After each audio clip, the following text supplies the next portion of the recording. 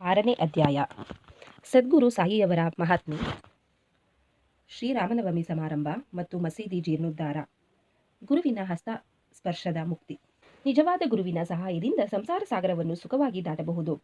ಸದ್ಗುರು ಎಂಬ ಪದವು ಶ್ರೀ ಸಾಯಿಬಾಬಾವರನ್ನು ಜ್ಞಾಪಕಕ್ಕೆ ತರುತ್ತದೆ. ನನ್ನ ಮುಂದೆ ನಿಂತುಕೊಂಡು ನನ್ನ ಹಣೆಗೆ ಉದಿಯನ್ನು ಹಚ್ಚಿ ನನ್ನನ್ನು ಆಶೀರ್ವದಿಸುತ್ತಿರುವ ಹಾಗೆ ಭಾಸವಾಗುತ್ತದೆ. ನನ್ನ ಹೃದಯದಲ್ಲಿ ಸಂತೋಷವೂ ತುಂಬಿ ನೇತ್ರಗಳ ಮೂಲಕ ಹೊರಹೊಮ್ಮುತ್ತಿರುವ ಹಾಗೆ ತೋರುತ್ತದೆ. ಗುರುವಿನ ಹಸ್ತಸ್ಪರ್ಶದಲ್ಲಿ ಮಹಾಶಕ್ತಿ ಅಡಗಿದೆ. ಆಶೆ ಆಕಾಂಕ್ಷೆಗಳನ್ನೊಳಗೊಂಡ ಈ ದೇಹವನ್ನು ಯಾವ ಬೆಂಕಿಯಿಂದ ದಹಿಸಲು ಸಾಧ್ಯವಿಲ್ಲವೋ ಅಂತಹ ಈ ಶರೀರವು ಗುರುವಿನ ಹಸ್ತಸ್ಪರ್ಶ ಶಕ್ತಿಯಿಂದ ದಹಿಸಲ್ಪಡಬಲ್ಲದು. ಪೂರ್ವಜನ್ಮದ ಪಾಪಗಳೆಲ್ಲವೂ ನಾಶವಾಗಬಲ್ಲವು. ಯಾವ ನಾಸ್ತಿಕರು ದೇವರ ಹೆಸರನ್ನು ಕೇಳಿದರೆ ರೋಷವನ್ನು ಕಾರುತ್ತಾರೆಯೋ ಅಂಥವರು ಕೂಡ ಶಾಂತರಾಗಿ ಪರಿವರ್ತನೆಯಾಗಬಲ್ಲರು. ಶ್ರೀ ಸಾಯಿಬಾಬಾರವರ ದಿವ್ಯ ದರ್ಶನದಿಂದ ಸಂತೋಷವೂ ಮುಕ್ಕಿ ನಮ್ಮ ಗಂಟಲು ಗದ್ಗದವಾಗುತ್ತದೆ. ನೇತ್ರಗಳಿಂದ ಆನಂದ ಬಾಷ್ಪ ಉಕ್ಕುತ್ತದೆ. ಅದು ನಮ್ಮಲ್ಲಿ ನಾನೇ ಅವನು ಬ್ರಹ್ಮ ಎಂಬ ಜ್ಞಾನವನ್ನುಂಟು ಮಾಡುತ್ತದೆ.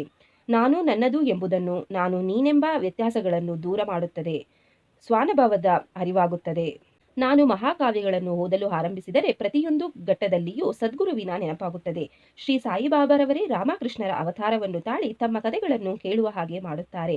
ಉದಾಹರಣೆ, ಭಾಗವತವನ್ನು ಶ್ರವಣ ಮಾಡಲು ಕುಳಿತಾಗ ಸಾಯಿಬಾಬಾರವರು ಶ್ರೀಕೃಷ್ಣನಾಗಿ ಭಾಗವತವನ್ನು ಹೇಳುವ ಹಾಗೆ ಭಾಸವಾಗುತ್ತದೆ.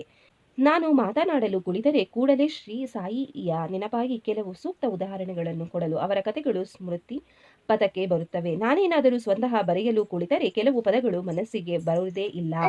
ಆದರೆ ಅವರೇ ನನ್ನನ್ನು ಬರೆಯುವ ಹಾಗೆ ಪ್ರೇರೇಪಿಸಿದಾಗ ನನ್ನ ಬರವಣಿಗೆಗೆ ಅಂತ್ಯವೇ ಇರುವುದಿಲ್ಲ.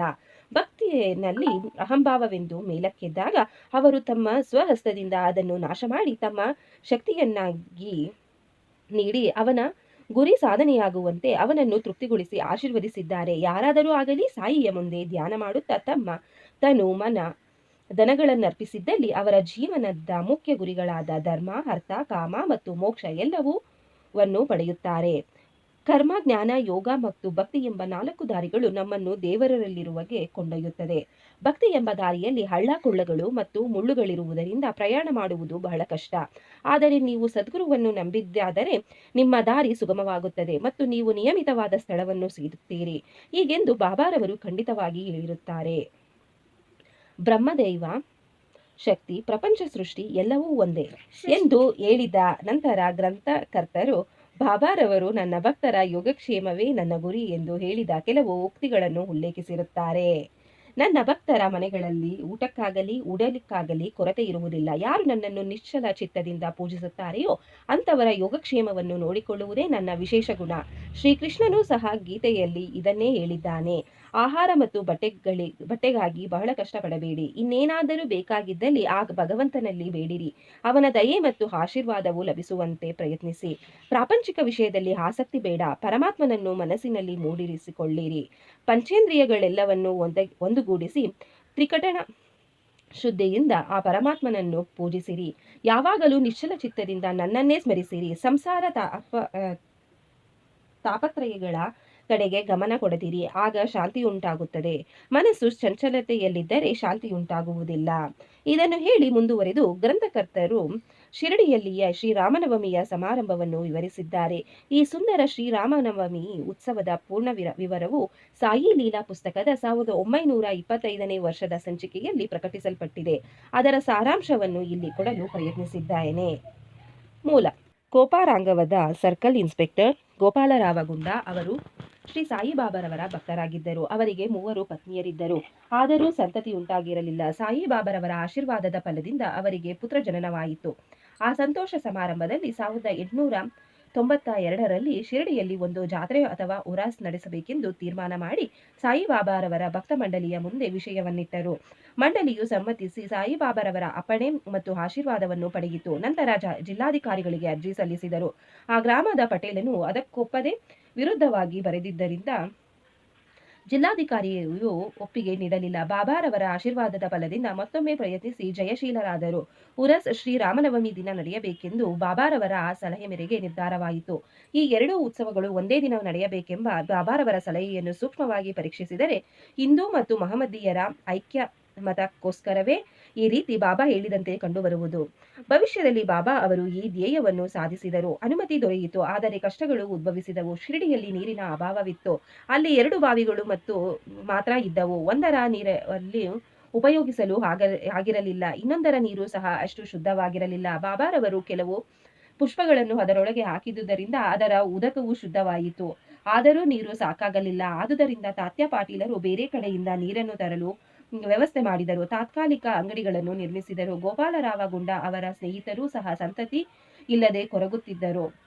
ಅವರೂ ಸಹ ಬಾಬಾರವರಿಂದ ಆಶೀರ್ವದಿಸಲ್ಪಟ್ಟರು. ಆದುದರಿಂದ ಗೋಪಾಲರಾವ ಅವರು ಜಾತ್ರೆಯ ಮೆರವಣಿಗೆಗೆ ಒಂದು ಧ್ವಜವನ್ನು ತಯಾರು ಮಾಡಿಕೊಡುವಂತೆ ಪ್ರಾರ್ಥಿಸಿದರು. ಇನ್ನೊಂದು ಧ್ವಜ ಕೊಡಲು ನಾನಾ ಸಾಹೇಬ ಸಂದೋರ್ಕರ ಅವರಿಗೆ ಹೇಳಿದರು. ಈ 2 ಧ್ವಜಗಳನ್ನು ಮೆರವಣಿಗೆ ಮುಗಿದ ನಂತರ ಮಸೀದಿಯ 2 ಮೂಲೆಗಳಲ್ಲಿ ನೆಟ್ಟರು. ಇದು ಈಗಲೂ ನಡೆಯುತ್ತದೆ.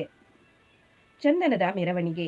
ಈ ಜಾತ್ರೆಯಲ್ಲಿ ಇನ್ನೊಂದು ಮೆರವಣಿಗೆ ಆರಂಭವಾಯಿತು. ಚಂದನದ ಮೆರವಣಿಗೆ ನಡೆಸಬೇಕೆಂಬುದನ್ನು ಶ್ರೀ ಅಮೀರಾ ಸರ್ಕಾರ ದಲಾಲ ಎಂಬುವರು ಹೇಳಿದರು. ಮುಸ್ಲಿಂ ಸಾಧುಗಳ ಗೌರವಕ್ಕಾಗಿ ಈ ತರದ ಮೆರವಣಿಗೆ ಮಾಡುವುದು ಅವರ ಸಂಪ್ರದಾಯ. ಗಂಧದ ಪುಡಿಯನ್ನು ತಟ್ಟೆಯಲ್ಲಿರುವ ಅಗ್ನಿಗೆ ಹಾಕಿ ಆ ಧೂಪವನ್ನು ವಾದ್ಯ ಮೊದಲಾದವುಗಳ ಸಹಿತ ಮೆರವಣಿಗೆ ಮಾಡಿ ನಂತರ ಮಸೀದಿಗೆ ತಂದರು. ಈ ಕೆಲಸವು ಮೊದಲ 3 ವರ್ಷಗಳವರೆಗೆ ಶ್ರೀ ಅಮೀರಾ ಸರಕಾರ ಅವರಿಂದ ಸಾಂಗವಾಗಿ ನೆರವೇರಿಸಲ್ಪಟ್ಟಿತ್ತು. ನಂತರ ಅವರ ಪತ್ನಿಯು ಅದನ್ನು ಮುಂದುವರಿಸಿದರು. ಈ ರೀತಿ ಹಿಂದೂಗಳಿಂದ ಧ್ವಜದ ಮೆರವಣಿಗೆಯೂ ಮುಸಲ್ಮಾನರಿಂದ ಗಂಧದ ಮೆರವಣಿಗೆಯೂ ಜೊತೆಯಲ್ಲಿಯೇ ಯಾವುದೊಂದು ಆತಂಕವಿಲ್ಲದೆ ನಡೆದವು. ಈಗಲೂ ನಡೆಯುತ್ತಿವೆ. ಶ್ರೀ ಬಾಬಾರವರ ಭಕ್ತರಿಗೆ ಅದೊಂದು ಮಹಾದಿನ. ಸರ್ವರು ಮೆರವಣಿಗೆಯಲ್ಲಿ ಭಾಗವಹಿಸಿ ಮೆರವಣಿಗೆ ಸಾಂಗವಾಗಿ ನೆರವೇರಿತು. ಹೊರಗಿನ ವ್ಯವಸ್ಥೆಯು ಯನ್ನು ತಾತ್ಯಾಕೋತ್ತೆ ಪಾಟೀಲರು ಮತ್ತು ಒಳಗಿನ ವ್ಯವಸ್ಥೆಯನ್ನು ಶ್ರೀಮತಿ ರಾಧಾಕೃಷ್ಣ ಮಾಯಿಯು ಬಹಳ ಚೆನ್ನಾಗಿ ನೋಡಿಕೊಂಡರು. ಈ ವ್ಯವಸ್ಥೆಗಳನ್ನು ಮಾಡುವಾಗ ರಾಧಾಕೃಷ್ಣ ಮಾಯಿಯ ಮನೆ ಜನಕೋಟಿಯಿಂದ ತುಂಬಿರುತ್ತಿತ್ತು. ಅವಳ ಇನ್ನೊಂದು ಉತ್ತಮ ಕೆಲಸವೆಂದರೆ ಮಸೀದಿಯನ್ನು ಚೆನ್ನಾಗಿ ತೊಳೆದು ಶುಚಿಯಾಗಿಟ್ಟಿದ್ದು. ಬಡವರಿಗೆ ಅನ್ನದಾನ ಮಾಡುವುದೆಂದರೆ ಬಾಬಾ ಅವರಿಗೆ ಪಂಚಪ್ರಾಣ. ಈ ಅಡಿಗೆ ಕೆಲಸವನ್ನು ಸಹ ಶ್ರೀಮತಿ ರಾಧಾಕೃಷ್ಣ ಮಾಯಿಯೇ ನೋಡಿಕೊಳ್ಳುತ್ತಿದ್ದಳು. ಇದರಲ್ಲಿ ಅನೇಕ ಧನಿಕರಾದ ಭಕ್ತರು ಸಹ ಭಾಗವಹಿಸುತ್ತಿದ್ದರು. ಉರಸ್ ಶ್ರೀರಾಮನವಮಿಗಾಗಿ ಪರಿವರ್ತನೆ. ಈ ರೀತಿಯಾದ ಸಂಭ್ರಮವು ಸುಮಾರು 1912ರ ತನಕ ನಡೆಯಿತು. ನಂತರ ಸ್ವಲ್ಪ ಬದಲಾವಣೆ ಬಂದಿತು. ಆ ವರ್ಷ ಶ್ರೀ ಕೃಷ್ಣರಾವ ಜಗದೀಶ್ವರ ಭೀಷ್ಮ ಎಂಬ ಭಕ್ತರು ದಾದಾ ಸಾಹೇಬ ಕಾರ್ಪಡೆಯವರೊಡನೆ ಜಾತ್ರೆಯಲ್ಲಿ ಭಾಗವಹಿಸಲು ಹಿಂದಿನ ದಿನವೇ ಬಂದ ದೀಕ್ಷಾವಾಳದಲ್ಲಿ ತಂಗಿದ್ದರು. ಅಂದರೆ ಜಗದೀಶ್ವರ ಭೀಷ್ಮರಾವರವರು ಸಾಹಿ ಸುಗುಣೋಪಾಸನ ಎಂಬ ಕೃತಿಯ ಗ್ರಂಥಕರು.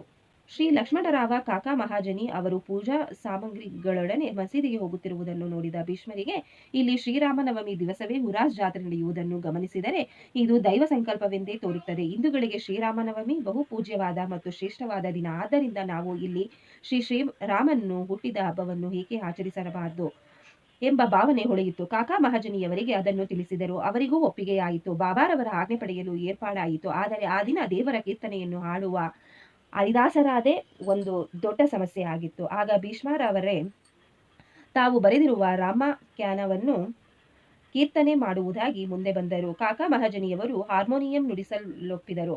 ರಾಧಾಕೃಷ್ಣ ಮಾಯಿಗೆ ಶುಂಠವಾಡ ಅಂದರೆ ಸಕ್ಕರೆ ಮತ್ತು ಶುಂಠಿ ಪುಡಿ ಮಿಶ್ರಣ ಪ್ರಸಾದದ ತಯಾರಿಕೆ ವಹಿಸಿದರು.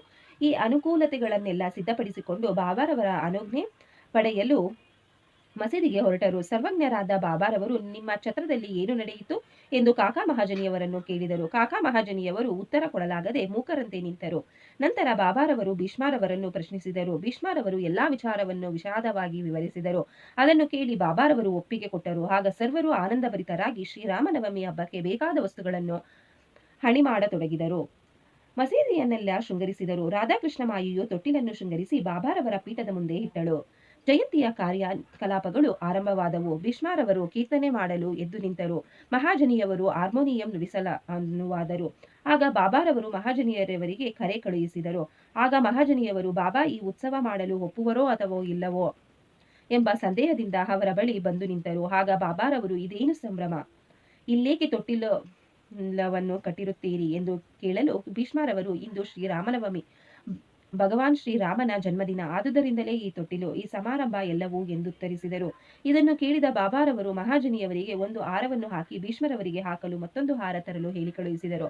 ನಂತರ ಕೀರ್ತನೆ ಆರಂಭವಾಯಿತು. ಕೀರ್ತನೆ ಮುಗಿದ ನಂತರ ಜಯರಾಮ ಜಯರಾಮ ಎಂಬ ನಾಮಘೋಷವು ನಭೋಮಂಡಲವನ್ನು ಮುಟ್ಟಿತು. ಗುಲಾಲ ಎರಚಿದರು.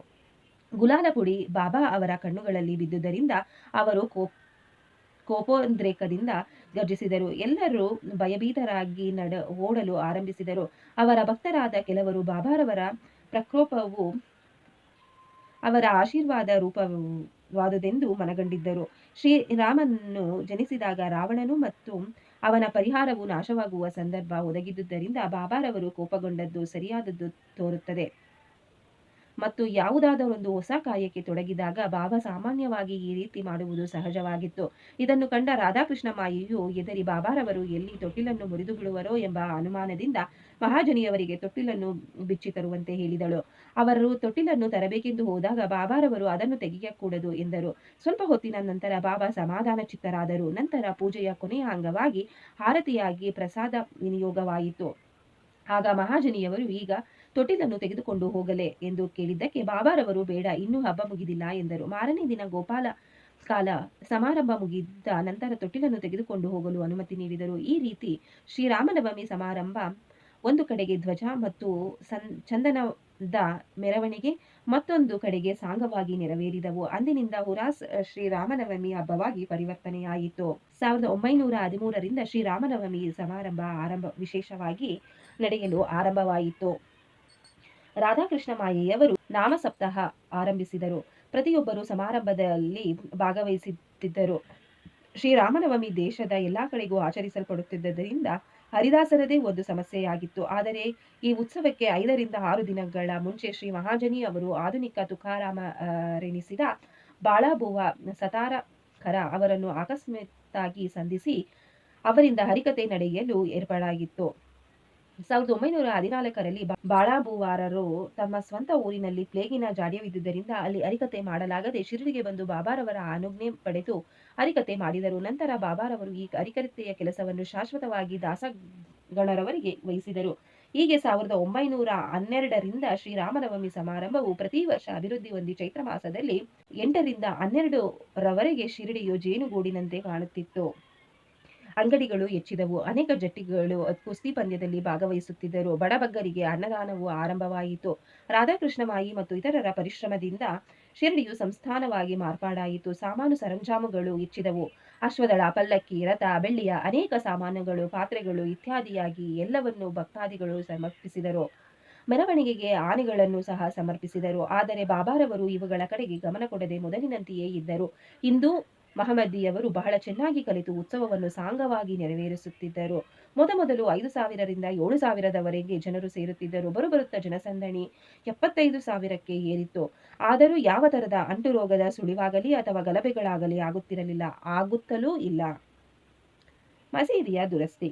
ಗೋಪಾಲರಾವ ಗುಂಡಾ ಅವರಿಗೆ ಮತ್ತೊಂದು ಮುಖ್ಯ ವಿಚಾರ ಹೊಳೆಯಿತು. ಹುರಾಸ್ ಹೇಗೆ ಆರಂಭಿಸಿದರೋ ಅದೇ ರೀತಿ ಮಸೀದಿಯ ದುರಸ್ತಿ ಕಾರ್ಯವನ್ನು ಕೈಗೊಳ್ಳಬೇಕೆಂದು ಅವರು ಮನಸ್ಸು ಮಾಡಿದರು. ಅದಕ್ಕೆ ಬೇಕಾದ ಸಿದ್ಧತೆಗಳನ್ನು ಮಾಡಿಕೊಂಡರು. ಬಾಬಾರವರು ಮೊದಲು ಅನುಮತಿ ನೀಡಲಿಲ್ಲ. ನಂತರ ಮಾಳಾ ಸಪಾತಿಯವರ ಒತ್ತಾಯದಿಂದ ಬಾಬಾ ಒಪ್ಪಿದರು. ಈ ಕೆಲಸವು ನಾನಾ ಸಾಹೇಬ ಚಂದೋರ್ಕರ ಮತ್ತು ಕಾಕಾ ಸಾಹೇಬ ದೀಕ್ಷಿತ ಅವರಿಗೆ ಮೀಸಲಾಯಿತು. ಮಸೀದಿಯನ್ನು ಒಂದು ರಾತ್ರಿಯಲ್ಲಿ ಸರಿಪಡಿಸಿದರು. 1911ರಲ್ಲಿ ಸಭಾಮಂಟಪ ತಯಾರಾಯಿತು. ಮಸೀದಿಯ ಮುಂದಿನ ಬಯಲು ಬಹಳ ಚಿಕ್ಕದಾಗಿಯೂ ಅನಾನುಕೂಲವಾಗಿಯೂ ಇತ್ತು. ಕಾಕಾ ಸಾಹೇಬರು ಅದನ್ನು ವಿಸ್ತರಿಸಿ ಒಂದು ಛಾವಣಿ ಹಾಕಬೇಕೆಂದು ನಿರ್ಧರಿಸಿದರು.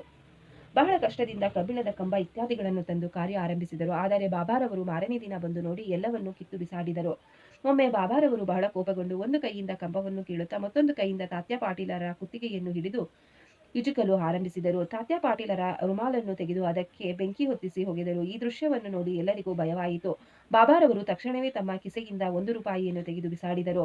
ತಾತ್ಯಾರವರಿಗೂ ಭೀತಿ ಉಂಟಾಯಿತು. ಅವರಿಗೆ ಏನಾಗುವುದೋ ಎಂಬ ಶಂಕೆ ಜನರಲ್ಲಿ ಮೂಡಿತು. ಆದರೆ ಮುಂದೆ ಹೋಗಿ ಕೇಳಲು ಯಾರಿಗೂ ಧೈರ್ಯವಿರಲಿಲ್ಲ. ಬಾಗೋಜಿ ಸಿಂಧೆ ಅವರು ಸ್ವಲ್ಪ ಧೈರ್ಯ ಮಾಡಿ ಮುಂದೆ ಬರಲು ಬಾಬಾ ಅವರನ್ನು ತಳ್ಳಿದರು. ಶ್ಯಾಮ ಅವರಿಗೂ ಇದೇ ಗತಿಯಾಯಿತು. ಈ ರೀತಿ ಯಾರು ಮುಂದೆ ಬಂದರೋ ಅವರಿಗೆಲ್ಲರಿಗೂ ಇದೇ ಗತಿಯಾಯಿತು. ನಂತರ ಸ್ವಲ್ಪ ಹೊತ್ತಿನ ಮೇಲೆ ಬಾಬಾ ಶಾಂತರಾದರು. ಒಬ್ಬ ಅಂಗಡಿಯವನಿಂದ ಜರಾತರಿ ಪೇಟ ತರಿಸಿ ಅದನ್ನು ತಾವೇ ಸ್ವಂತ ತಾತ್ಯಾ ಪಾಟೀಲರ ತಲೆಗೆ ಸುತ್ತಿದರು. ಇದನ್ನು ನೋಡಿ ಎಲ್ಲರೂ ಅಚ್ಚರಿಗೊಂಡರು. ಬಾಬಾರವರ ಈ ತಡೆತೆಗೆ ಕಾರಣ ಗೊತ್ತಾಗಲಿಲ್ಲ. ಕೆಲವು ಸಲ ಬಾಬಾರವರು ಶಾಂತಿಯಿಂದ ಎಲ್ಲರೊಡನೆಯೂ ಮಾತುಕತೆಗಳನ್ನು ನಡೆಸುತ್ತಿದ್ದರು. ಕೆಲವು ವೇಳೆ ಕೋಪಗೊಂಡು ಉದ್ರಿಕ್ತರಾಗುತ್ತಿದ್ದರು. ಮುಂದಿನ ಅಧ್ಯಾಯದಲ್ಲಿ ಶ್ರೀ ಸಾಯಿಬಾಬಾರವರು ಮಹಮ್ಮದೀಯರೋ ಅಥವಾ ಹಿಂದುವೋ ಎಂಬ ಪ್ರಶ್ನೆಯನ್ನು ಕೂಲಂಕುಷವಾಗಿ ವಿವರಿಸುತ್ತೇನೆ. ಅವರ ಯೋಗಾಧ್ಯಯನದ ಮತ್ತು ಯೋಗಶಕ್ತಿಯ ವಿವರವನ್ನು ಸಹ ಕೊಡುತ್ತೇನೆ. ಶ್ರೀ ಸಾಯಿ ಪ್ರಣಾಮ.